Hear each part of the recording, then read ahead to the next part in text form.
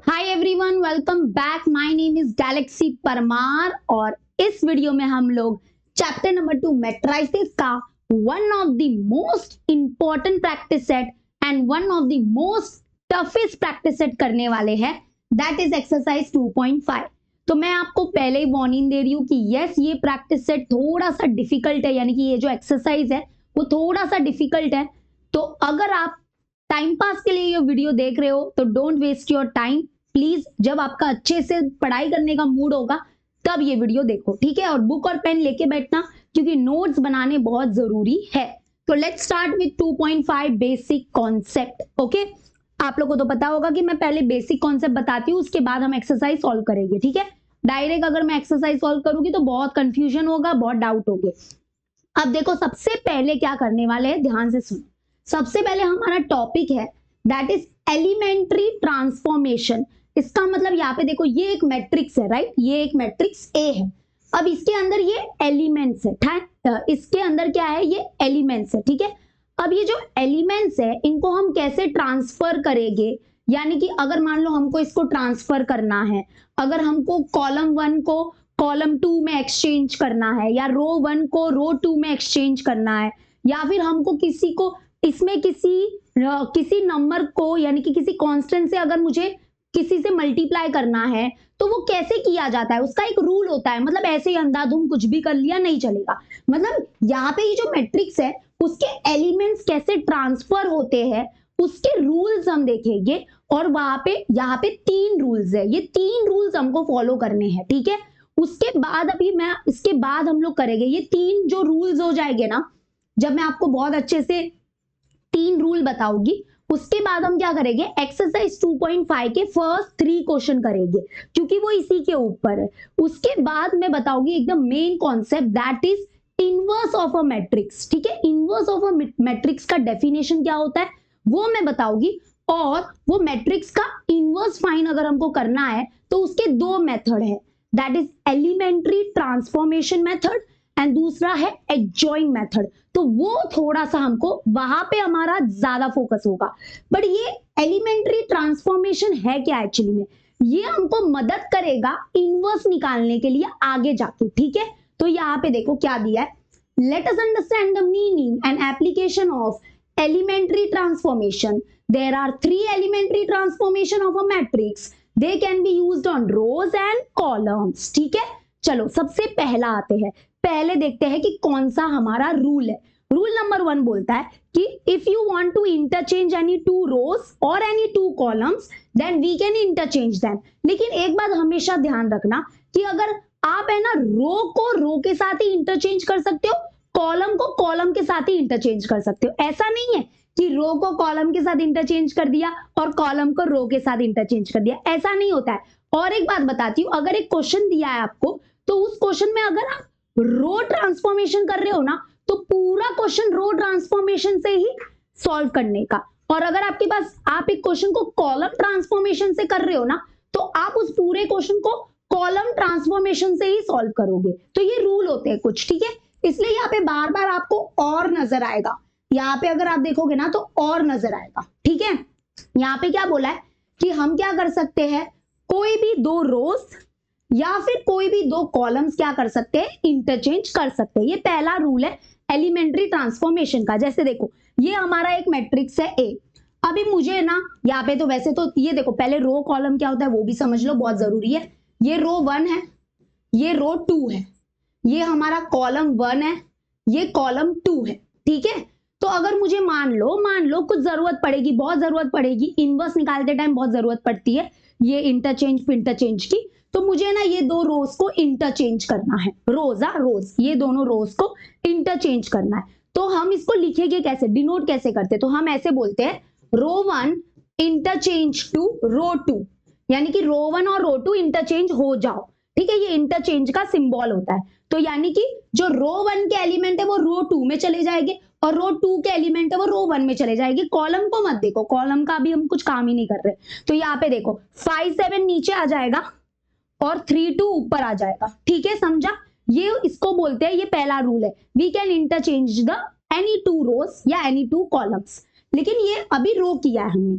अगर मान लो इसी मैट्रिक्स में अगर हमको कॉलम को इंटरचेंज करना है, ये मेन है ना, ये मेन है, इसमें अगर मुझे कॉलम इंटरचेंज करना है तो ऐसे लिखेंगे C1 column 1 interchange two column 2, यानी कि कॉलम 1 कॉलम 2 इंटरचेंज हो जा तो हो जाएगा। ये कॉलम 1 है, ये कॉलम 2 है, तो कॉलम 1 इधर आ जाएगा, कॉलम 2 उधर चला जाएगा। तो देखो 7 2 पहले आ जाएगा और 5 3 बाद में चला जाएगा, मतलब सेकेंड कॉलम में चला जाएगा। ठीक है, तो फर्स्ट रूल, कोई भी दो रो कोई भी दो कॉलम को इंटरचेंज कर सकते हैं, लेकिन रो कॉलम इंटरचेंज नहीं हो सकता, मतलब रो कॉलम से इंटरचेंज नहीं हो सकता और कॉलम रो से इंटरचेंज नहीं हो सकता। ठीक है, ये पहला रूल है, समझ में आ गया, क्लियर है ना। ऐसा हम लोग ऑर्डर 3 के मैट्रिक्स में भी कर सकते हैं। अब मान लो अगर मैं आपको दूं, मान लो एक मैट्रिक्स ए है, ये ऑर्डर 3 का है। ठीक है, ऑर्डर 3 मतलब इसके अंदर नंबर ऑफ रोज 3 है, नंबर ऑफ कॉलम्स भी 3 है। ठीक है, तो अभी अगर यहाँ पे हमको कोई भी दो रोज को इंटरचेंज करना है या दो कॉलम्स को इंटरचेंज करना है तो बिंदास कर सकते हो। जैसे मान लेते हैं कि मुझे ये रो 1 और ये रो 3 को इंटरचेंज करना है, तो कैसे लिखेंगे, ऐसे रो 1 इंटरचेंज टू रो 3। तो चलो करो, कैसे करोगे, तो इसमें क्या हो रहा है, रो 1 और रो 3 इंटरचेंज हो रहे हैं, तो रो 2 का तो कोई रोल है ही नहीं, तो रो 2 जो है ना वैसे के वैसे लिख दो। जो कुछ बदल ही नहीं हो रहा है, जो बदल रहा ही नहीं है उसको पहले लिख देने का, टेंशन नहीं रहता। ठीक है, और रो वाला आया है ना तो रो पे फोकस करो, ऐसे रो होता है ये और ऐसे कॉलम होता है। ठीक है, तो ये रो 1 रो 3 में चला जाएगा और ये जो रो 3 है वो ऊपर रो 1 में चला जाएगा, ऐसे। क्लियर हो गया, क्लियर ना। हाँ, तो ये पहला रूल था एलिमेंट्री ट्रांसफॉर्मेशन का। सेकेंड रूल, सेकेंड रूल क्या दिया है, multiplication of the elements of any row और column by a non zero scalar. ठीक है, ये बार बार और दिखेगा आपको, इसका मतलब ये जो रूल है वो रोज के लिए भी है, कॉलम्स के लिए। ठीक है, तो यानी कि यहाँ पे क्या बोला है कि हम क्या कर सकते हैं, कोई भी नॉन जीरो, स्केलार मतलब बच्चा कांस्टेंट समझो। ठीक है, स्केलार का मतलब आप ज्यादा उसको टेंशन में मत लो, स्केलार मतलब कांस्टेंट, यानी कि कोई भी एक नंबर समझो, एनी रियल नंबर। ओके, तो हम क्या कर सकते हैं, जो हमारा ये कोई भी रो हो गया या कोई भी कॉलम हो गया, हम कोई भी रो कोई भी कॉलम में क्या कर सकते हैं, एक नॉन जीरो स्केलार से मल्टीप्लाई कर सकते हैं, यानी कि एक कांस्टेंट से उसको मल्टीप्लाई कर सकते हैं, किसी भी रो को किसी भी कॉलम को। ठीक है, अगर करना पड़े, जरूरत पड़ेगा आगे, बहुत जरूरत पड़ेगा। तो ये सेकेंड रूल है। जैसे इन लोग ने देखो, ये हमारा मेन मैट्रिक्स है ए, ये हो गया रो 1 रो 2 रो 3, कॉलम 1 कॉलम 2 कॉलम 3। अब इधर बोला है कि अगर हम लोग 4R2 कर रहे हैं, 4R2 का मतलब होता है कि ये जो R2 हमारा रो है, ठीक है, R2 हमारा ये सेकेंड रो, हम सेकेंड रो में क्या करेंगे, 4 से मल्टीप्लाई करेंगे, यानी कि नॉन जीरो स्केलार ही हुआ ना, मतलब कांस्टेंट। हम किसी भी नंबर को मल्टीप्लाई कर सकते हैं किसी भी रो में एंड किसी भी कॉलम में। ठीक है, तो यहाँ पे क्या किया, और देखो इन लोग ने तो ऐसा लिखा है, बट अगर कभी भी मैं तुम लोग को थोड़ा और अच्छे से लिख के बताती हूँ, ऐसे कभी भी ऐसे लिखने का, R2 जो है वो चेंज हो रहा है, ये किसका सिंबल है पता है, चेंज का। ये किसका सिंबल है, चेंज का। और ये जो है ना ऐसा, इसको इंटरचेंज बोलते हैं, जो अभी पहले वाले रूल में यूज हुआ था, ये इंटरचेंज का सिंबल है, इट इज इंटरचेंज, और ये चेंज होता है। ठीक है, तो हम लोग ऐसे ही लिखेंगे कि R2 चेंज हो रहा है भाई, R2 किस में चेंज हो रहा है, तो R2 चेंज हो रहा है 4R2 में, यानी कि हम R2 रो 2 को 4 से मल्टीप्लाई करने वाले हैं। तो यानी कि ये देखो ये कैसे चेंज होता है, तो now it will give us देखो, क्योंकि रो 2 चेंज हो रहा है, रो 1 रो 3 तो ऐसे ही है, तो रो 1 और रो 3 के एलिमेंट ऐसे ही लिख दो। अब R2 चेंज हो रहा है, R2 चेंज हो रहा है, किसमें चेंज हो रहा है, हम R2 के सारे एलिमेंट्स को 4 से मल्टीप्लाई करेंगे, तो 4 2 8, 4 5 20, 4 0 0। देखो यही था ना, यही आया ना। हाँ, ऐसे तो हम किससे, मतलब ये सेकंड रूल बोलता है कि कोई भी रो का एलिमेंट हो, मतलब कोई भी रो हो कोई भी कॉलम हो, उसको हम एक non zero scalar, non zero क्यों, क्योंकि अगर जीरो से मल्टीप्लाई करोगे तो पूरा जीरो हो जाएगा यार, तो जीरो क्यों करना है, कोई नंबर से मल्टीप्लाई करो, नेगेटिव नंबर भी चलेगा, एक बार आप नेगेटिव नंबर से भी मल्टीप्लाई करो चलेगा, जैसे मैं करके दिखाती हूँ। मान लो कि ये मेन है यार, ये मेन है, इसमें हमने 4R2 यानी कि एलिमेंट्री ट्रांसफॉर्मेशन यूज किया। अब मुझे ना क्या करना है, सोचो आराम से सोचो, मान लो कभी जरूरत पड़ सकता है कि हमको इसको 2 को -2 बनाना है, जरूरत पड़ सकता है ना, कुछ भी हो सकता है, आगे देखो बहुत कुछ होगा, तो मुझे इसको -2 बनाना है। ठीक है, तो अब मैं क्या करूं, तो या तो मैं कॉलम ट्रांसफॉर्मेशन यूज कर सकती हूँ या फिर रो ट्रांसफॉर्मेशन, यानी कि अगर कॉलम कर रहे हो तो कॉलम करो, रो कर रहे हो तो रो करो। अभी इधर रो तो मैंने एक बार बता दिया, मैं इसको कॉलम से करके बताती हूँ, ठीक है। तो मुझे इधर क्या करना है, मुझे इधर इसको -2 करना है। तो मैं क्या करूंगी, कॉलम 1 के सारे एलिमेंट्स को -1 से मल्टीप्लाई कर दूंगी, क्योंकि -1 भी तो एक नॉन जीरो स्केलर है ना, मतलब कांस्टेंट है -1। तो यानी कि ये देखो कॉलम 1 ऐसे लिखेंगे, कॉलम 1 चेंज टू, ये चेंज का सिंबल है, कॉलम 1 चेंज हो रहा है किसमें, -1 C1 है ना। हम क्या कर रहे हैं, -1 से मल्टीप्लाई कर रहे हैं किसको, पूरे कॉलम 1 को, है ना। जैसे इधर 4 से मल्टीप्लाई किया था, इसके अगर बीच में कुछ साइन नहीं है मतलब मल्टीप्लाई साइन है, इधर कुछ साइन नहीं है मतलब मल्टीप्लाई साइन है। माइनस से भी कर सकते हो, कोई भी माइनस, अपॉन वाले नंबर से भी कर सकते हो, 5/2, 3/2, किसी से भी कर सकते हो, ठीक है। तो हम पूरे कॉलम 1 को चेंज कर देंगे। तो यहाँ पे कॉलम 1 चेंज हो रहा है, तो कॉलम 2 कॉलम 3 को ऐसे ही रखो, कॉलम 2 ऐसे ही रहेगा, कॉलम 3 ऐसे ही रहेगा।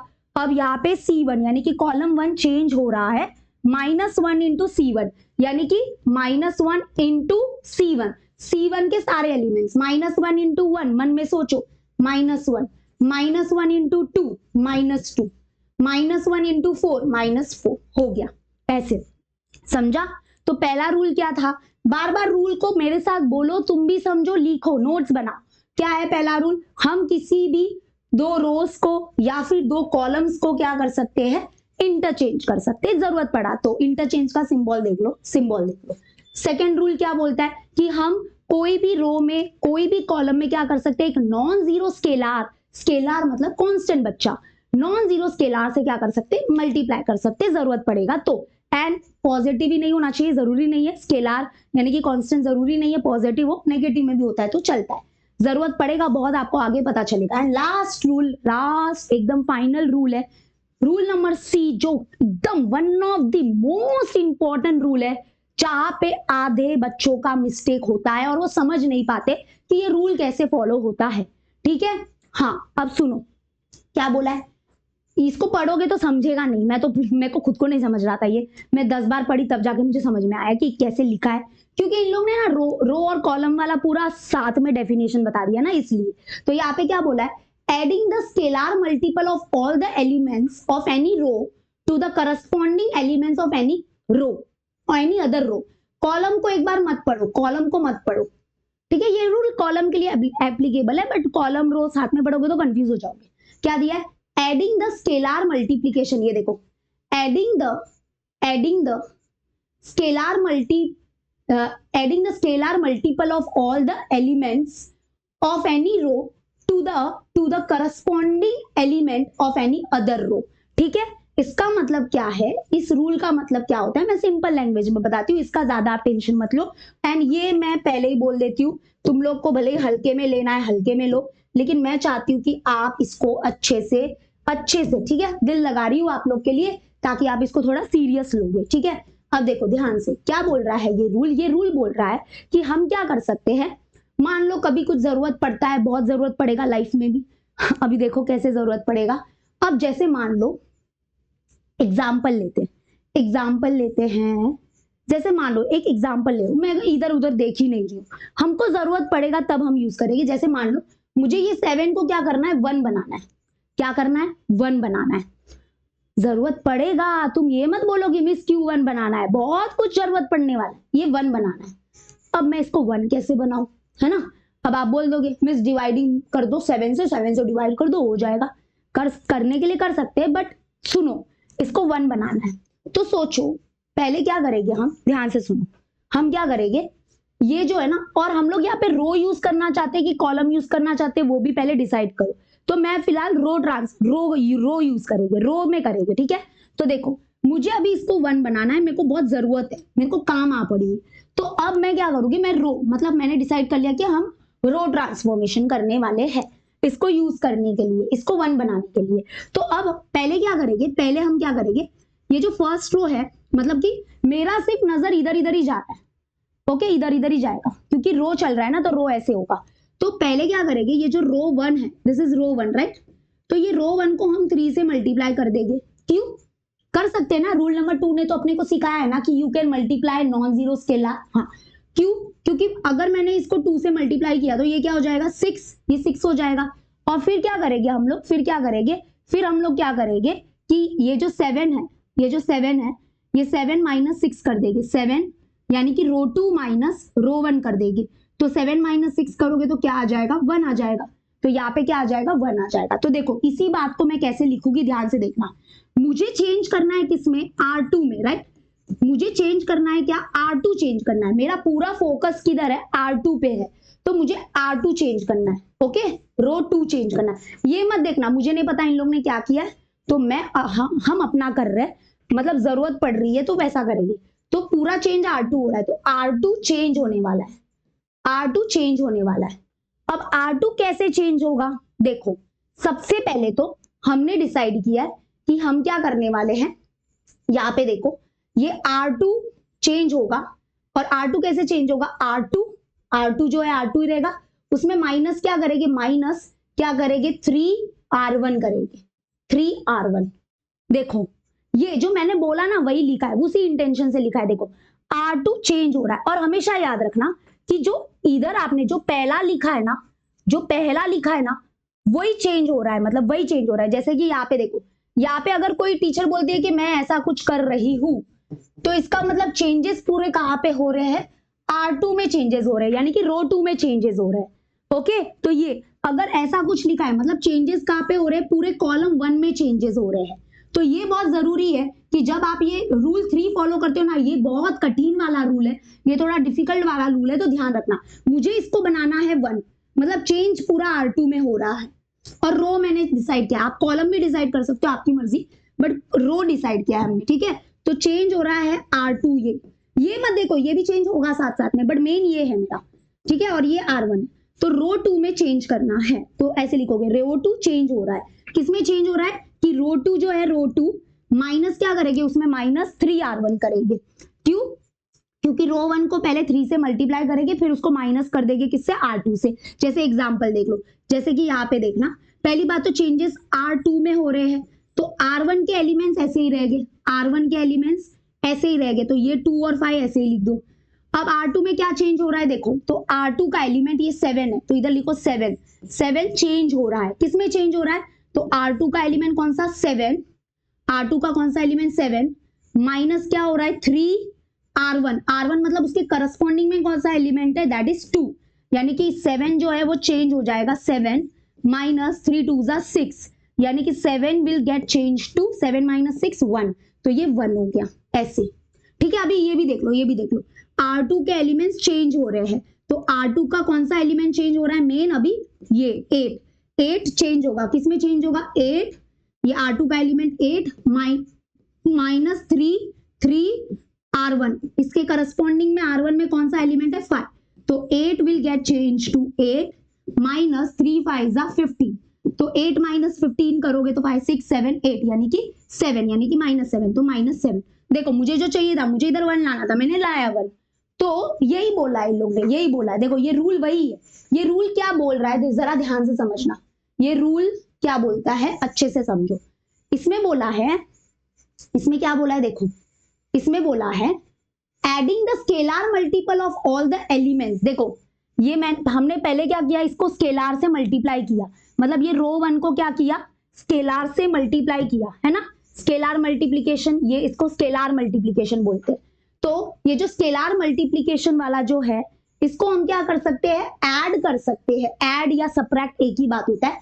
Adding the scalar multiple of all the element of any row to the corresponding element of any other row. तो हमने क्या किया, ये स्केलर मल्टीपल को क्या किया, ऐड किया, किसमें, अदर रो में, ठीक है। ऐड या सबट्रैक्ट एक ही बात होता है, ठीक है, ऐसा। तो ये रूल फॉलो हो सकता है, ये 3 रूल है, ठीक है। यानी कि हम स्केलर से मल्टीप्लाई कर रहे हैं, मतलब मान लो हमने क्या किया, अगर ये देखोगे तो हम क्या करेंगे, इसको 2 से मल्टीप्लाई कर लेंगे और फिर इसमें ऐड कर देंगे या इसमें सबट्रैक्ट कर देंगे, कॉलम वाइज में बोल रही हूँ, कैसा जरूरत पड़ेगा तो ऐसा, ठीक है।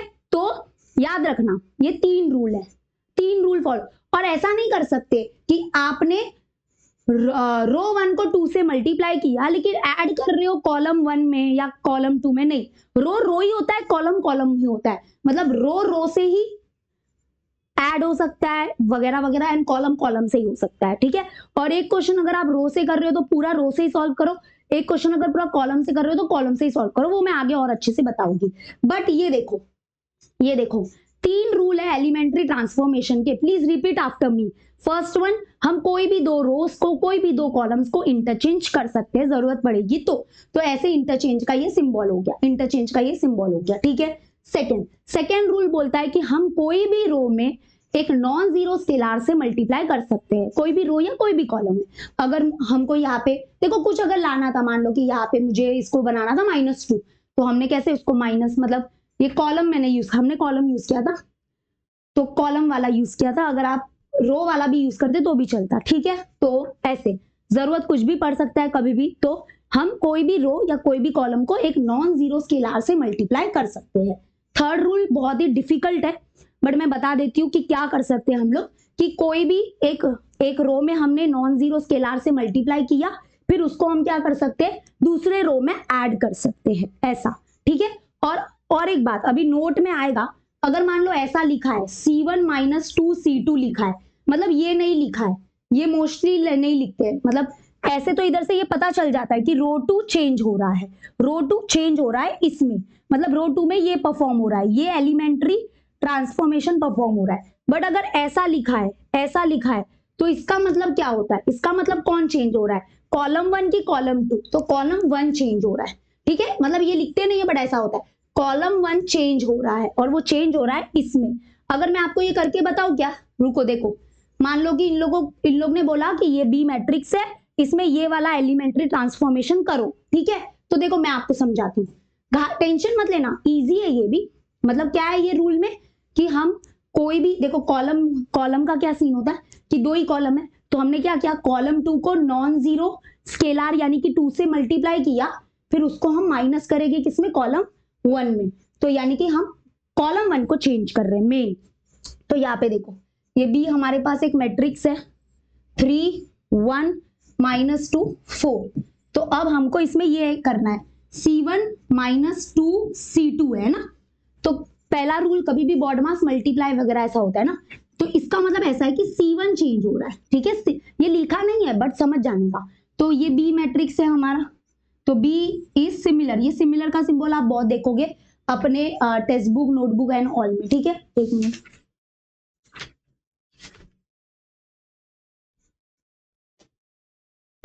एक मिनट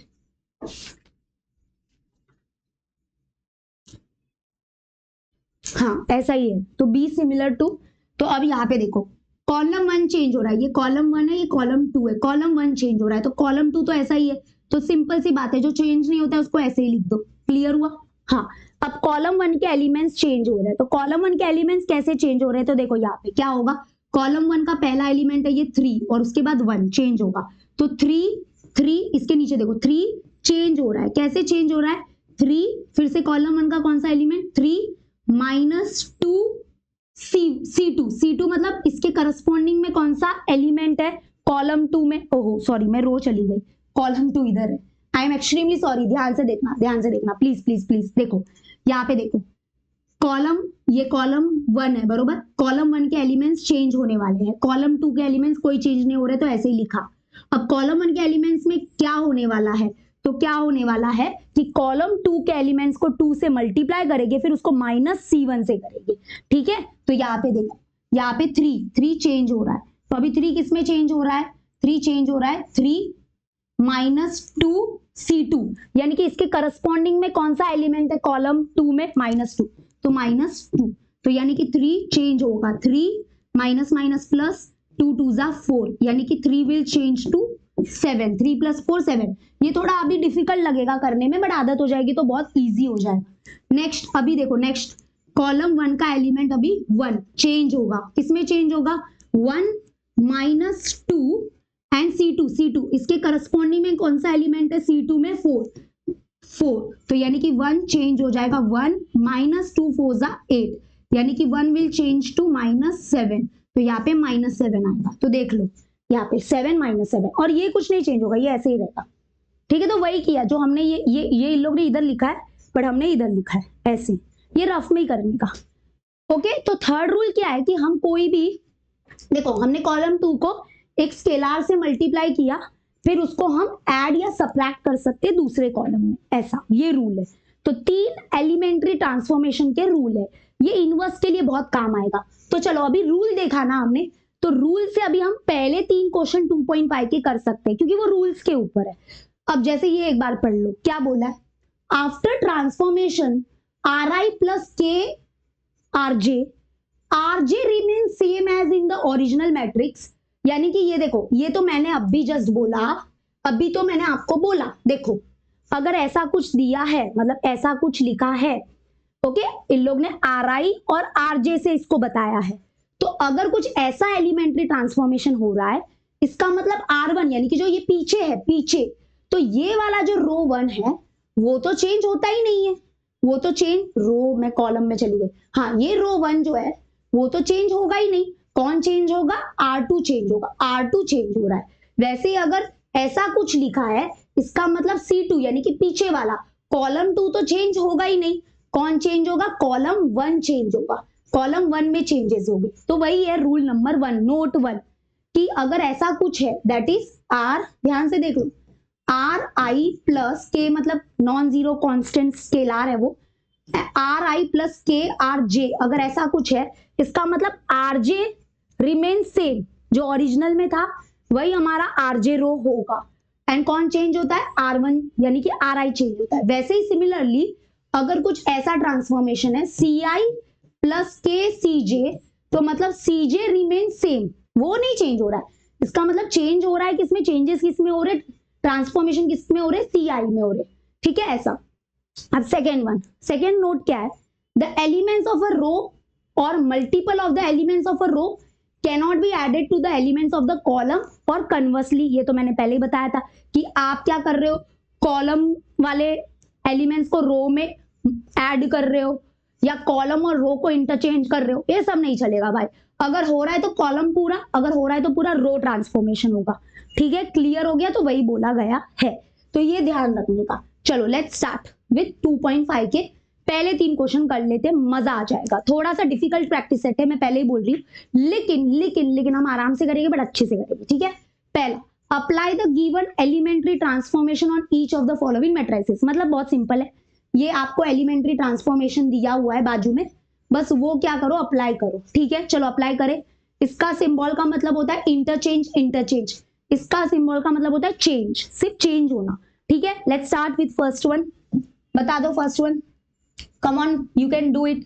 फर्स्ट वन, इसमें रो 1 और रो 2 को इंटरचेंज करना है, तो ये हमारा हो जाएगा, इसको ले लेते हैं लेट, ये हमारा मैट्रिक्स A है, तो दैट इज अगर हम इसमें क्या करेंगे, रो 1 और रो 2 को इंटरचेंज करेंगे, तो ऐसे लगाने का A सिमिलर टू, ठीक है, ये सिमिलर ऐसा, A सिमिलर टू क्या हो जाएगा, रो 1 के एलिमेंट्स रो 2 में भेज दो और रो 2 के एलिमेंट रो 1 में भेज दो, हो गया, ये अप्लाई कर लिया, डन हो गया, दैट्स इट।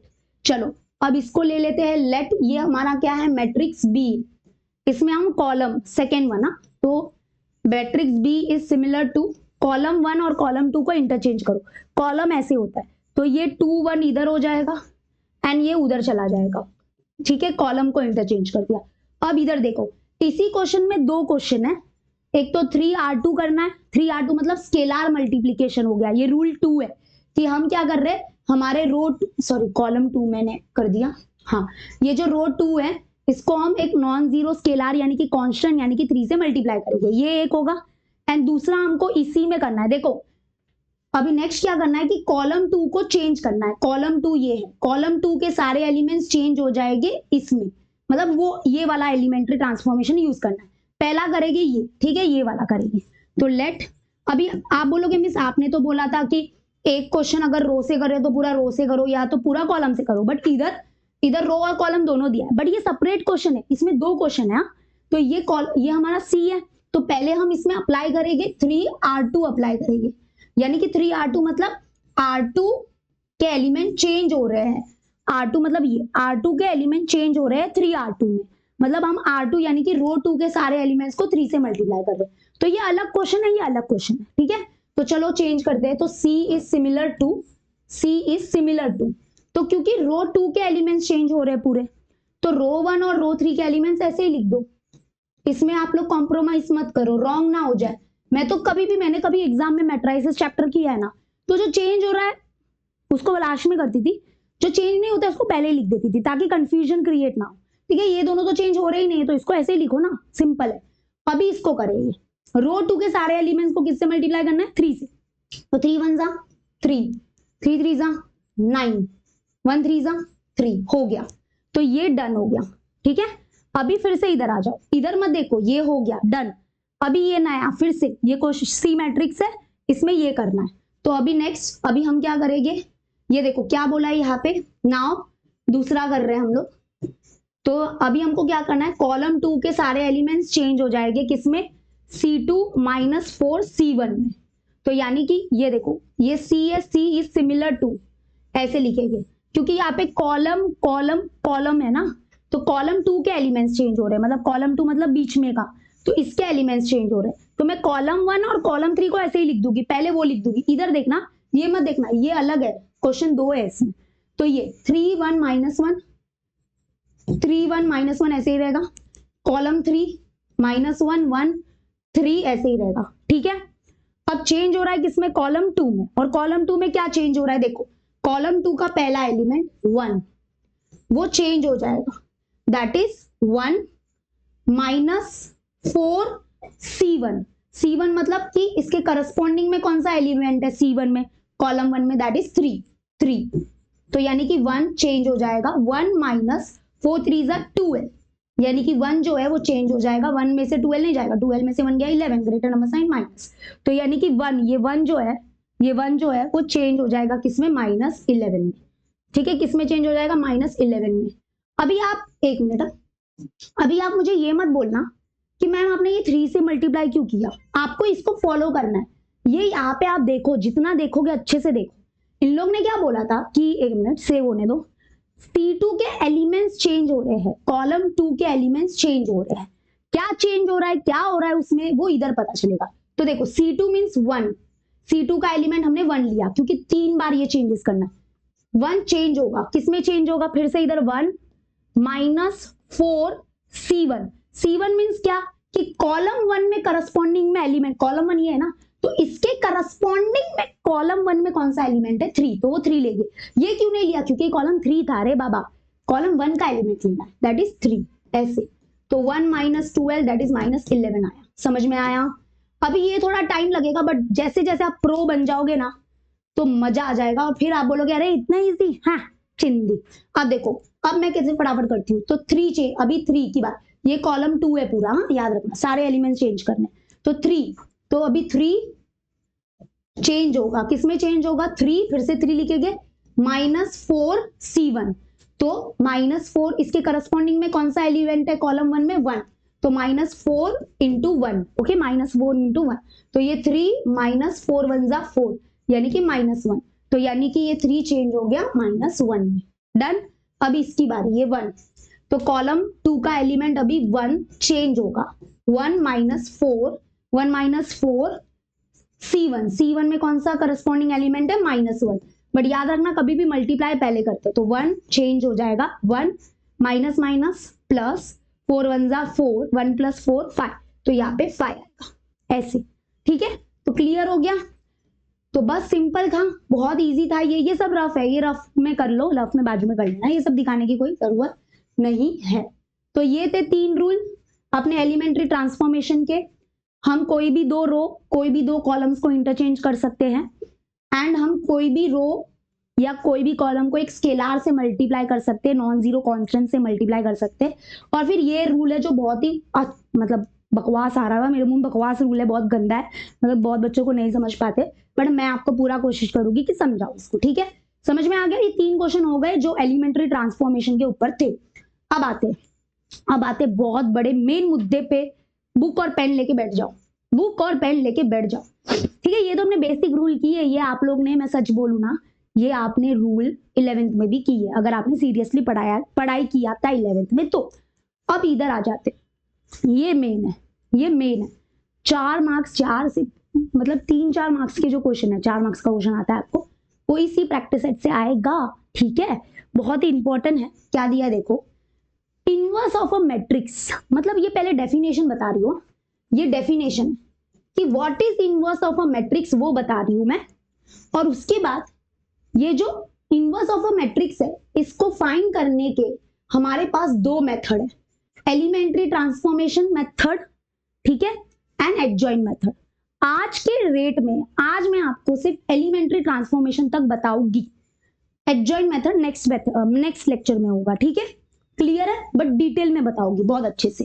पहले समझते हैं, अरे भाई ये इनवर्स होता क्या है, what is this inverse of a matrix, अरे क्या है इसका मतलब, समझो, देखो आराम से समझना, कोई गाई मत करना। देखो पढ़ो पहले क्या दिया, if A is a square matrix, square matrix मतलब क्या कि वो जो ए है अगर कोई मैट्रिक्स है, अगर आप उसका इनवर्स क्या होता है वो जानना है तो पहले तो वो मैट्रिक्स स्क्वायर होना चाहिए, मतलब उसमें number of rose number of columns equal होने चाहिए, तो square matrix of order 2 order 3 ऐसा कुछ।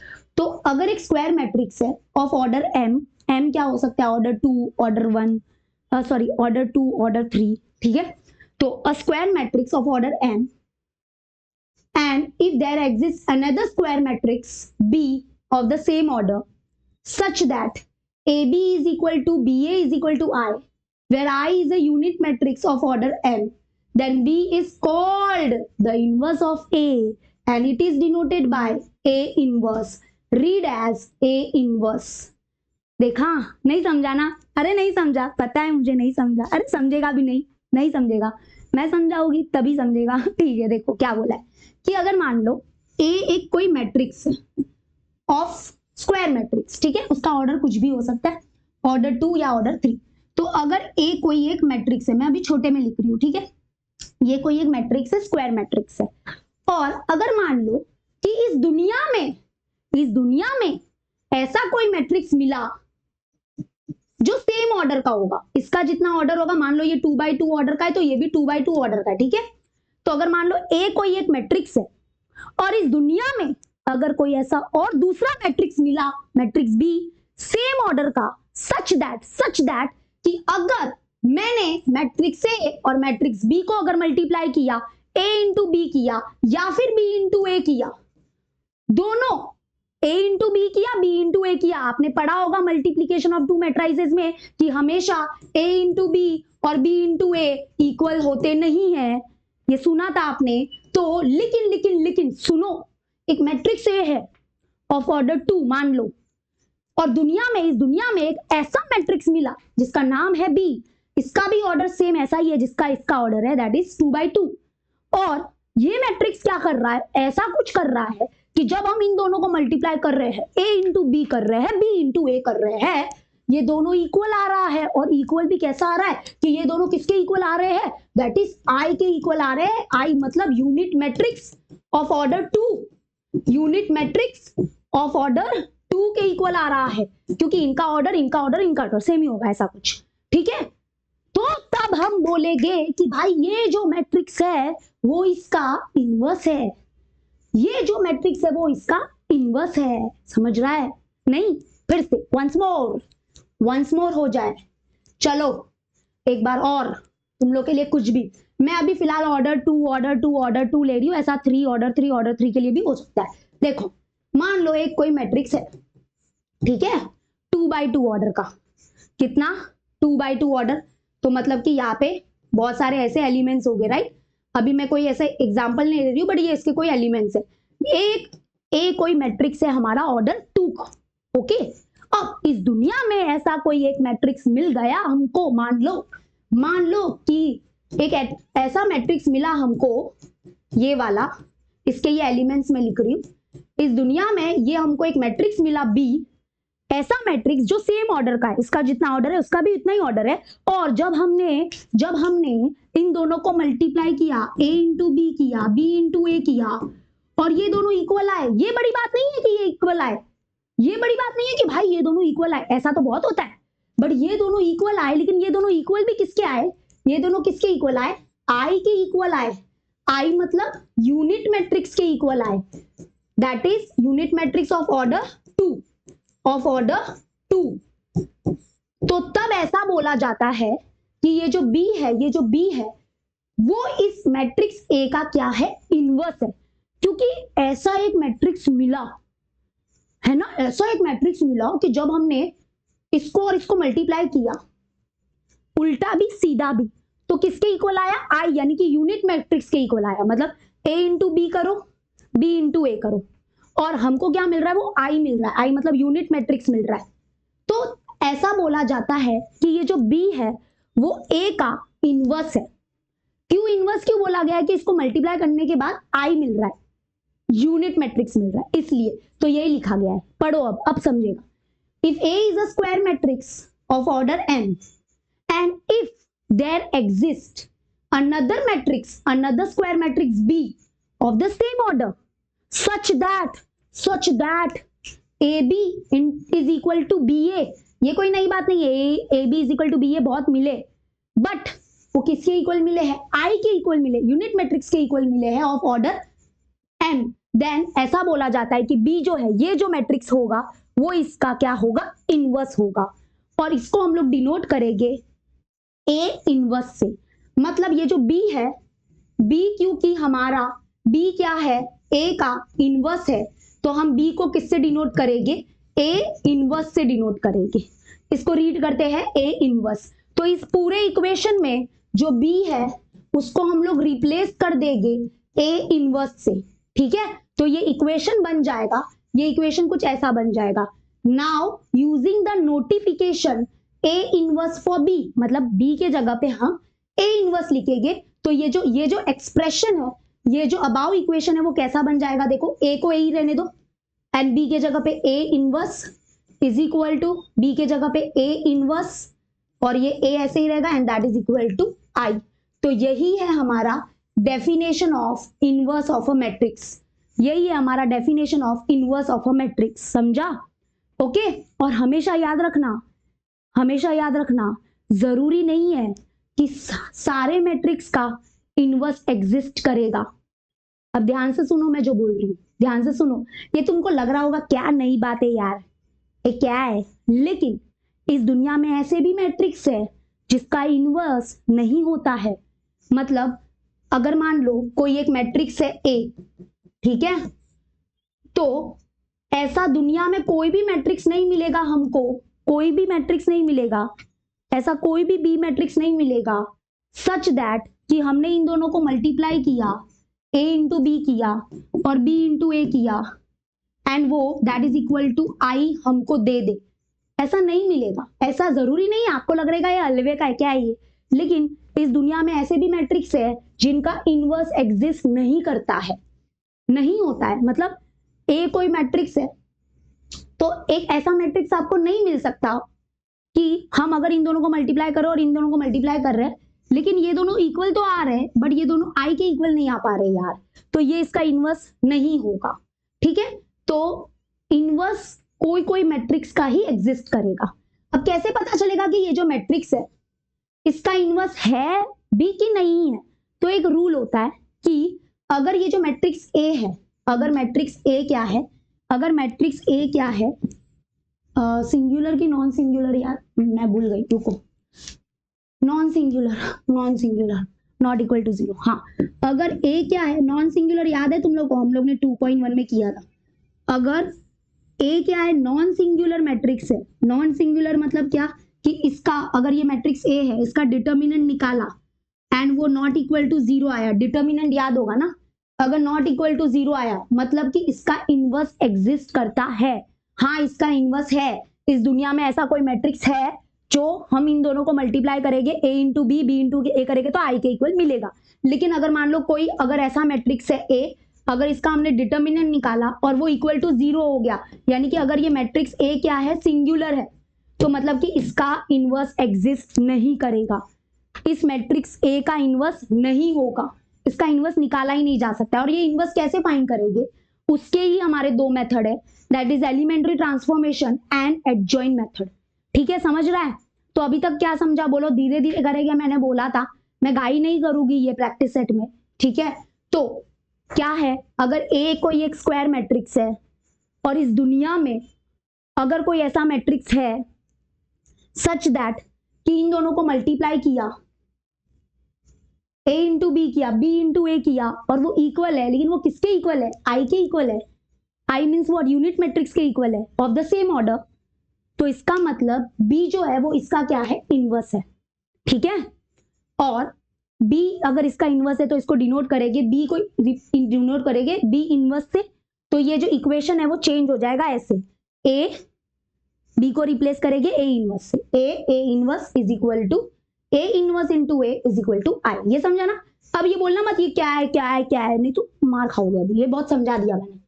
और एक बात क्या है, ऐसा जरूरी नहीं है कि हर स्क्वायर मैट्रिक्स का इनवर्स एग्जिस्ट करेगा, ऐसा जरूरी नहीं है। इस दुनिया में ऐसे भी मैट्रिक्स है बेचारे जिनका इनवर्स एग्जिस्ट नहीं करेगा, और वो कौन होते हैं, कैसे पता चलेगा, तो देखो, अगर मान लो कि एक कोई मैट्रिक्स है, उसका इनवर्स फाइंड करना है, तो पहला स्टेप आपको क्या करना पड़ेगा, पहले चेक करना पड़ेगा कि अरे इसका इनवर्स एग्जिस्ट भी करता है कि नहीं करता है। तो अगर इसका डिटर्मिनेंट क्या आया, नॉट इक्वल टू 0 आया, मतलब कि अगर ये नॉन सिंगुलर है, इसका एक दूसरा नाम भी है, इसका मतलब कि ए क्या है, अगर इनवर्टिएबल है, अगर ए क्या है, इनवर्टिएबल है, यानी कि नॉन सिंगुलर है, मतलब इसका जो डिटर्मिनेंट है वो नॉट इक्वल टू 0 है, इसका मतलब इसका इनवर्स एग्जिस्ट करेगा, ऐसे लिखेंगे ए इनवर्स एग्जिस्ट, ठीक है। और अगर मान लो कोई ऐसा मैट्रिक्स है जिसका डिटर्मिनेंट 0 आ रहा है, मतलब ये सिंगुलर है, और दूसरी भाषा में बोले तो इसका मतलब दिस इज नॉट इनवर्टिएबल, नॉट इनवर्टिएबल, मतलब इसका जो डिटर्मिनेंट है वो किसके इक्वल है, 0 के इक्वल है, ये सिंगुलर है, इसका मतलब इसका इनवर्स एग्जिस्ट नहीं करेगा, A inverse does not exist, मतलब अगर इसका इनवर्स एग्जिस्ट ही नहीं कर रहा है तो फाइंड भी करने की जरूरत नहीं होती है, ठीक है। समझ में आ गया, क्लियर हो गया, ए इनवर्स का डेफिनेशन क्लियर है। अब सुनो एक मिनट, हाँ, और जो मैंने ये नीचे लाइन पढ़ा है वो पढ़ो तुम लोग पहले, तो मैं तुम कुछ देख रही हूँ, कुछ इंपॉर्टेंट चीज देख रही हूँ।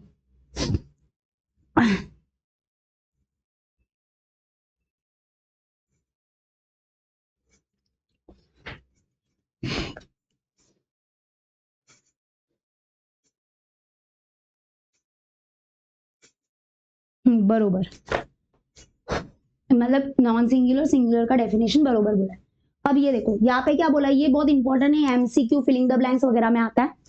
Uniqueness of a inverse of a matrix, मतलब यूनिकनेस मतलब क्या, यूनिकनेस मतलब क्या, मतलब यहाँ पे एक थ्योरम है, वो थ्योरम ऐसे तो आता नहीं है, it can be proved, but इसके नीचे आप टेक्स्ट बुक में देखना क्या बोला है कि ये प्रूव किया जा सकता है कि अगर मान लो ए कोई स्क्वायर मैट्रिक्स है वेयर दैट इज उसका डिटर्मिनेंट नॉट इक्वल टू 0 है, डिटर्मिनेंट नॉट इक्वल टू 0 मतलब ये नॉन सिंगुलर है, इसका मतलब कि इसका इनवर्स एग्जिस्ट करेगा, इसका इनवर्स एग्जिस्ट करेगा, ए इनवर्स एग्जिस्ट, ओके। तो अगर मान लो कि ये प्रूव किया जा सकता है इस दुनिया में कि अगर कोई अगर ए कोई एक स्क्वायर मैट्रिक्स है और इसका इनवर्स एग्जिस्ट करता है, देन इट्स इनवर्स जो होगा, जो इसका इनवर्स होगा वो यूनिक होगा, मतलब अगर इसका इनवर्स एग्जिस्ट कर रहा है तो इसका इनवर्स एक ही होगा, यानी कि ये यूनिक होगा, यानी कि इस दुनिया में दूसरा कोई भी ऐसा मैट्रिक्स नहीं मिल सकता सच दैट कि उन दोनों को मल्टीप्लाई कर दे ऐसे तैसे और वो आई के इक्वल दिखा दे। मतलब एक मैट्रिक्स का कितने इनवर्स होंगे, एक मैट्रिक्स के कितने इनवर्स होंगे, एक ही होगा अगर उसका एग्जिस्ट करता है, तो एग्जिस्ट नहीं करता है तो बेचारे का कोई इनवर्स है ही नहीं। लेकिन अगर जिस मैट्रिक्स का इनवर्स एग्जिस्ट करता है, मतलब हाँ पता है, ये पता चल गया कि अरे इसका डिटर्मिनेंट तो नॉट इक्वल टू 0 है, मतलब ये तो नॉन सिंगुलर है, मतलब इसका इनवर्स एग्जिस्ट करता है, इस दुनिया में ऐसा मैट्रिक्स है सच दैट कि इन दोनों को मल्टीप्लाई, जो मैट्रिक्स है और इसको दोनों को मल्टीप्लाई किया,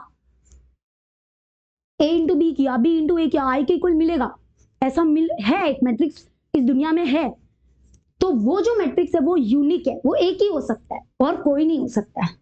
तो जो मैट्रिक्स जो इनवर्स है ना वो यूनिक है, उसका यूनिकनेस बताया है, ये फिलिंग द ब्लैंक्स में आएगा कि एक मैट्रिक्स के कितने इनवर्स होते हैं अगर एग्जिस्ट करता है तो क्या लिखोगे, ओनली वन, यूनिक, दो इनवर्स हो ही नहीं सकते इस दुनिया में, ऐसे दो मैट्रिक्स नहीं मिल सकते सच दैट ये हो जाए, ये कंडीशन फॉलो हो जाए, ऐसा नहीं होगा, ठीक है। तो ये ध्यान रखने का, समझ में आ गया, uniqueness of the inverse of the matrix. अब हम ये इनवर्स ही, मतलब अब मैं बार बार इसकी इतनी चर्चा कर रही हूँ, लेकिन यही हम फाइंड करने वाले हैं, ये जो है ना जो जिसने हम लोग को परेशान करके रखा है, यही फाइंड करेंगे, इनवर्स ही फाइंड करना है, ठीक है, समझ में आया। तो इसको फाइंड करने के हमारे पास दो मेथड है, inverse of a matrix if exist, देखो हमेशा ये लिखा होगा इफ इट एग्जिस्ट, अगर एग्जिस्ट करता है तो, अगर inverse of a matrix can be obtain by two method, elementary transformation and adjoint method. ठीक है, एलिमेंट्री ट्रांसफॉर्मेशन मेथड मतलब क्या, वो मैं बताती हूँ, लेकिन ये एलिमेंट्री ट्रांसफॉर्मेशन मेथड में वो रूल्स, जो 3 रूल्स हमने स्टार्टिंग में किए ना आज के वीडियो में, वो बहुत काम आएंगे, इसलिए वो 3 रूल से हमारा आज का सेशन स्टार्ट हुआ था। तो एलिमेंट्री ट्रांसफॉर्मेशन को पहले आज थोड़ा सा मैं अभी समझा देती हूँ, एलिमेंट्री ट्रांसफॉर्मेशन में करा रही, उसके बाद हम बढ़ेंगे। एडजॉइन वाला ऑब्वियसली नेक्स्ट लेक्चर में ही होगा, ये भी बहुत समझ लिया तो बहुत बड़ी बात होगी, थोड़ा बहुत, हाँ बहुत बड़ी बात होगी, ये बहुत थोड़ा डिफिकल्ट, सच में बोल रही हूँ डिफिकल्ट है यार, प्रैक्टिस भी बहुत प्रैक्टिस लगेगा, मैं सच बोल रही हूँ, मैं झूठ क्यों बोलूँ आपसे। ठीक है, तो देखो हम लोग क्या करेंगे, inverse of a non singular matrix. अब समझाना ये नॉन सिंगुलर क्यों लिखते हैं, क्योंकि अगर मैट्रिक्स क्या है, नॉन सिंगुलर है, मतलब उसका डिटर्मिनेंट नॉट इक्वल टू 0 है, इसका मतलब वो नॉन सिंगुलर मैट्रिक्स है, मतलब उसका इनवर्स एग्जिस्ट करेगा। तो inverse of a non singular matrix by elementary transformation, ये फर्स्ट मेथड है, फिर एडजॉइंट मेथड दूसरा मेथड है। तो ये देखो हम लोग को अभी ये बोलना मत कि मिस ये क्या है, ये क्या है, ये क्या है, ये मैंने समझा दिया है, अगर ये अभी तक नहीं समझाना तो आई एम सॉरी, फिर आप लोग को बार बार पीछे का वीडियो देखना पड़ेगा। ठीक है, तो देखो एलिमेंट्री ट्रांसफॉर्मेशन में 2 एलिमेंट्री ट्रांसफॉर्मेशन है, लेकिन what is the definition of inverse, ये बता दो। देखो ए हमारा कोई मैट्रिक्स है, और अगर मान लो वो नॉन सिंगुलर है और उसका इनवर्स एग्जिस्ट करता है, मतलब इस दुनिया में ऐसा कोई मैट्रिक्स है, मान लो बी, सच दैट कि हमने उन दोनों को मल्टीप्लाई किया, ए और वो जो मैट्रिक्स है उन दोनों को मल्टीप्लाई किया, ए इंटू बी किया, बी इंटू ए किया, सच दैट हमको किसके इक्वल मिल रहा है, आई के इक्वल मिल रहा है। I is the unit matrix of the same order, सबका ऑर्डर सेम होगा, तो ऐसा बोला जाता है कि बी जो है वो इसका क्या है, इनवर्स है, और हम बी को रिप्लेस कर देंगे किससे, ए आई से, तो इधर ये डेफिनेशन है। ठीक है, तो बी रिप्लेस हो जाएगा ए आई से। तो अभी देखो मैं डायरेक्टली लिख देती हूँ, A inverse is equal to A inverse A is equal to I, this is the definition of inverse. ठीक है, ये बहुत इंपॉर्टेंट है, इसका ऑर्डर कब पहले ए है कब ए इनवर्स है, वो बहुत इंपॉर्टेंट है, आप हल्के में नहीं ले सकते। आप ये नहीं बोलेगा अरे मीन्स ये क्या है, कुछ भी लिखो ना चलता है, ऐसा नहीं होता है। ठीक है, ये डन। ये तो एलिमेंट्री ट्रांसफॉर्मेशन से हम क्या करेंगे, ये जो इनवर्स है ना, ये फाइंड करना रहता है हमको।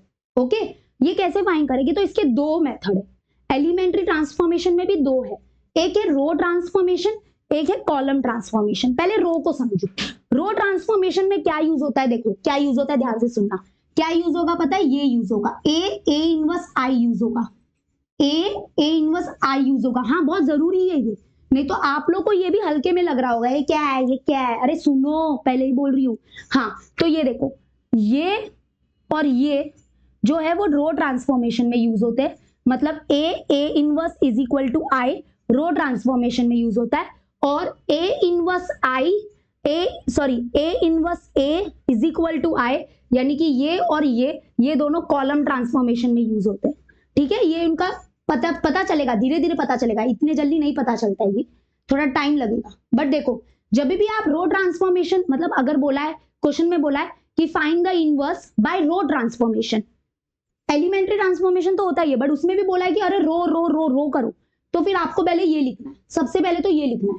ठीक है, ये नहीं लिख सकते, ये इस पे नहीं डाल सकते, ऐसा होता है। तो रो ट्रांसफॉर्मेशन मतलब रो को ट्रांसफर करके हम क्या करेंगे, इनवर्स निकालेंगे, तो ये लिखेंगे। ठीक है, अब क्या होता है ना, ध्यान से सुनो, क्या पैटर्न क्या होता है कि आपको एक मैट्रिक्स दिया रहता है, मान लो आपको कोई ए मैट्रिक्स दिया है, ओके, और बोला कि चलो इसका इनवर्स निकालो, मतलब हमको क्या निकालना है, इसका इनवर्स फाइंड करना है ना, ऐसा ही क्वेश्चन होगा, और हमको बोला कि रो ट्रांसफॉर्मेशन यूज करना, रो ट्रांसफॉर्मेशन यूज करना, तो हमको तो पता है मतलब कि ए इनवर्स निकालना है, मतलब ए इनवर्स क्या होता है, मतलब ए इनवर्स अगर निकालना है इसका मतलब क्या होगा कि एक ऐसा मैट्रिक्स निकालना है सच दैट कि हम इन दोनों को मल्टीप्लाई करेंगे तो आई के इक्वल मिलेगा, ये डेफिनेशन ही है ना उसका। तो कैसे निकालेंगे ये ए इनवर्स, तो देखो हम क्या करेंगे, ये पहले लिखेंगे, और ए जहां पर है, ए किधर है, इधर है, तो ए के जगह पे ये लिख देंगे, ए क्या है 2 5 3 1। अभी ए इनवर्स है क्या, नहीं, वही तो फाइंड करना है, तो ये ऐसे ही रहेगा, ए इनवर्स ऐसे ही रहेगा। और आई क्या होता है, आई तो पता है यूनिट मैट्रिक्स ऑफ ऑर्डर 2, क्योंकि इधर ऑर्डर 2 है, तो ये है unit matrix of order 2। Done. अभी क्या होता है ना, हम क्या करेंगे, ध्यान से सुनो, ध्यान से सुनना, ध्यान से सुनो, तो अब क्या होगा ना, हम क्या करेंगे, रो ट्रांसफॉर्मेशन से क्या करेंगे, ध्यान से, ये सबसे इंपॉर्टेंट स्टेप है। तो अभी ऐसे तो लिख देंगे, तो हम क्या करेंगे, ये जो ए है ना, ये जो ए है ना, हम इसको क्या करेंगे, इसमें रो ट्रांसफॉर्मेशन करेंगे, मतलब रो को इंटरचेंज करेंगे, रो को स्केलर से मल्टीप्लाई करेंगे, ये करेंगे, वो 3 रूल है ना, उसको फॉलो करते रहेंगे बार बार बार बार बार। और हम इसको ए को क्या करेंगे, ए को पूरा चेंज कर देंगे किसमें, ए को पूरा चेंज कर देंगे किसमें, यूनिट मैट्रिक्स में। मतलब जो जो हम रो ट्रांसफॉर्मेशन इसमें यूज करेंगे ना, वो सेम रो ट्रांसफॉर्मेशन इसमें भी यूज होगा। मतलब कि अगर हम लोग क्या कर रहे हैं, R1 इंटरचेंज R2 कर रहे हैं, तो इसमें भी करो वो। अगर हम किसी स्केलर से मल्टीप्लिकेशन कर रहे हैं रो में, तो इसमें भी करो। तो दोनों क्या होंगे, चेंज होंगे। ठीक है, देखो देखो देखो देखो, ध्यान से सुनना, दोनों चेंज होंगे। और हमको क्या करना है, हमारा टारगेट ये रहेगा कि इसको हम क्या करें, आई बना दे। आई मतलब आइडेंटिटी मैट्रिक्स, यानी कि यूनिट मैट्रिक्स बना दे। मतलब ये 1 हो जाएगा। मतलब यहाँ पे हमको क्या लाना है, इसको इतना सॉल्व करना है, इतना इसमें ट्रांसफॉर्मेशन करना है कि ये क्या बन जाएगा, ये ऐसे बन जाएगा 1 0 0 1 बन जाएगा। मतलब ये आइडेंटिटी मैट्रिक्स यानी कि यूनिट मैट्रिक्स बन जाएगा। मतलब ये 1 बन जाएगा। इसको सॉल्व करोगे, इसका डिटर्मिनेंट निकालोगे तो ये 1 होगा। लेकिन जो जो आपने रो ट्रांसफॉर्मेशन यहाँ पे किया था, तो यहाँ पे भी किया था, तो ये भी कहीं ना कहीं चेंज होगा। ये भी कहीं ना कहीं कुछ तो इसमें भी चेंजेस मिलेगा, बहुत चेंजेस मिलेगा इसमें। और ये क्योंकि 1 बन जाएगा, ये पूरा 1 बन जाएगा, तो 1 इंटू एनीथिंग मतलब वही रहेगा, यानी कि ए इनवर्स रहेगा इधर। तो A inverse is equal to, जो आंसर आ गया वो आंसर आ गया, ये उसका आंसर हो जाएगा। मतलब फाइनल खत्म कब होगा, जब ये पूरा ए जो है वो किस में बदल जाएगा, यूनिट मैट्रिक्स में बदल जाएगा। मतलब ये पूरा ए किस में बदल जाएगा, इसमें बदल जाएगा। जब तक ये पूरा इसमें नहीं बदल जाता, तब तक आप स्टॉप नहीं कर सकते हो। तो इसमें तब तक आप रो ट्रांसफॉर्मेशन करते रहो, कुछ ना कुछ करते रहो। तो इसको हम चेंज कर देंगे इसमें, एंड ये 1, मतलब इसका मतलब 1 नहीं होता, 1 इंटू ए इनवर्स, मतलब A inverse, and that is equal to, जो आपने उधर परफॉर्म किया था इधर भी परफॉर्म किया है, तो इधर परफॉर्म किया तो इधर भी बहुत सारा चेंजेस हो गया होगा।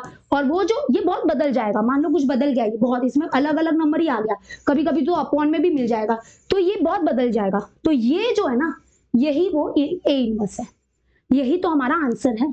देखो नहीं समझा ना, रुको, अब मैं तुम लोग को थोड़ा टेक्स्ट बुक के पास लेके जाती हूँ, मजा आएगा।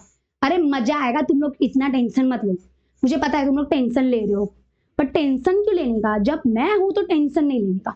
मैं तुम लोगों को बहुत डीपली बताऊंगी, थोड़ा टाइम मेरा वीडियो थोड़े बड़े हो जाते, बट क्या करे, इतना अच्छे से पढ़ा रही हूँ। देखो अब आएगा ना मजा वीडियो। देखो एक क्वेश्चन ले लो ना, ज्यादा किचकिच क्यों करते।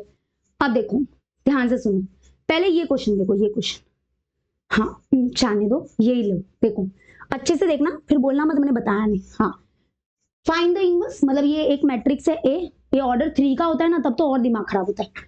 ये मैट्रिक्स ए है, find the inverse by elementary transformation. अभी एलिमेंट्री ट्रांसफॉर्मेशन में 2 है, रो या कॉलम, तो इन लोग ने रो चूज किया है, रो। लेकिन उससे भी पहले तो ये चेक करना पड़ेगा ना कि भाई इसका इनवर्स एग्जिस्ट करता है कि नहीं। तो इसका डिटर्मिनेंट निकाला, पता है ना डिटर्मिनेंट कैसे निकालते हैं, determinant of A 2 into 3 6 minus 5 1 5, कितना आया 1। ओहो वाओ, नॉट इक्वल टू 0, मतलब ये नॉन सिंगुलर है। अगर ये नॉन सिंगुलर है मतलब इसका इनवर्स एग्जिस्ट करेगा, वाओ। तो अभी हम इसका इनवर्स निकालेंगे। तो अब इन लोग ने एलिमेंट्री ट्रांसफॉर्मेशन में 2 है, रो एंड कॉलम। तो रो के लिए कौन सा यूज करने का, ये वाला A inverse is equal to I, ठीक है, बहुत जरूरी होता है। और कॉलम के लिए कौन सा इक्वेशन यूज करेंगे, ए इनवर्स, अभी मेरे पास रफ करने का टाइम नहीं है, A inverse A is equal to I, ये बहुत जरूरी होता है। ये तुम लोग को ऐसा लग रहा होगा ये क्या है, बट ये भी बहुत जरूरी है। तो देखो रो ट्रांसफॉर्मेशन के लिए ये इक्वेशन यूज होगा, तो ये लिखा। अब इन लोग ने ए के नीचे क्या लिखा, ए लिखा जो था वो मैट्रिक्स। ए इनवर्स के जगह पे क्या लिखा, कुछ नहीं लिखा, वो तो फाइंड करना है। और आई मींस आइडेंटिटी मैट्रिक्स है ना, ऑफ ऑर्डर 2। अभी हम क्या करेंगे, देखो इसको, ये जो ए है ना, इसको हम इसको चेंज कर रहे हैं, तुम लोग धीरे धीरे देखना। ये देखो ये जो ए है ना, ये ए चेंज होगा, ये पूरा आइडेंटिटी मैट्रिक्स बनेगा। मतलब ये जो ए है ना, A inverse is equal to I, तो ये जो ए है इसको पूरा चेंज करेंगे, किसमें चेंज करेंगे, आइडेंटिटी मैट्रिक्स में चेंज कर देंगे। तो इसके लिए हम इसमें रो ट्रांसफॉर्मेशन लगाएंगे। बहुत, ये देखो ये रो ट्रांसफॉर्मेशन लगाया, ये रो ट्रांसफॉर्मेशन लगाया, ये रो ट्रांसफॉर्मेशन लगाया, वो 3 रूल है ना, उसमें से कोई भी लगा सकते हैं। और कैसे चेंज होता है इसके भी पैटर्न होता है, वो पैटर्न भी मैं बाद में एक्सप्लेन करूंगी। बट देखो पूरा ये जो धीरे धीरे तुम देख रहे हो, धीरे धीरे ये देखो, लेकिन जो इधर चेंज हो रहा है ना वो इधर भी चेंज हो रहा है। देखो ये भी तो चेंज हो रहा है, ये भी तो चेंज हो रहा है, ये भी तो चेंज हो रहा है। देख रहे हो कैसे ये -2 हो गया, ये भी तो चेंज हो रहा है। तो जो इधर ट्रांसफॉर्मेशन लगेगा वो इधर भी लगेगा, जो इधर लगेगा वो भी इधर भी लगेगा। अगर R1 R2 को इंटरचेंज करना है तो ये तो चेंज होगा, बट ये भी चेंज हुआ। देखो ये ऊपर चला गया, ये नीचे आ गया, हुआ। ओके, तो इसको तब तक मतलब इसको सॉल्व करते रहो, इसको सॉल्व करते रहो। कब तक? जब तक ये पूरा पूरा ये ना बन जाए, दैट इज क्या, आइडेंटिटी मैट्रिक्स ना बन जाए, दैट इज 1 0 0 1 ना बन जाए। और मैं एक बात बता देती हूँ, यहाँ पे प्रिंटेड मिस्टेक है, ये 1 0 0 1 है, ठीक है। विश्वास नहीं होता है तो देखो ये ऐसा ही है, 1 0 0 1 है। मतलब -1 को हटाने के लिए इन लोग ने और एक -1 से मल्टीप्लाई किया तो हो गया है वो। तो ये प्रिंटेड मिस्टेक है, बट ये आइडेंटिटी मैट्रिक्स में कन्वर्ट हो गया। और जैसे ये कन्वर्ट हुआ तो ये भी तो चेंज हुआ ना। ये जो हमारा आई है, ये जो आई था भोला भाला सा था, इसको इतना बदल में आया, ये इतना बदल में हो गया, ये ए इनवर्स ऐसे ही रहेगा और ये भी चेंज हुआ। और ये लास्ट में जाके कैसे चेंज हुआ, इसकी वैल्यू जो आई है वो क्या आई है, दैट इज 3 -1 -5 2, 3 -1 -5 2।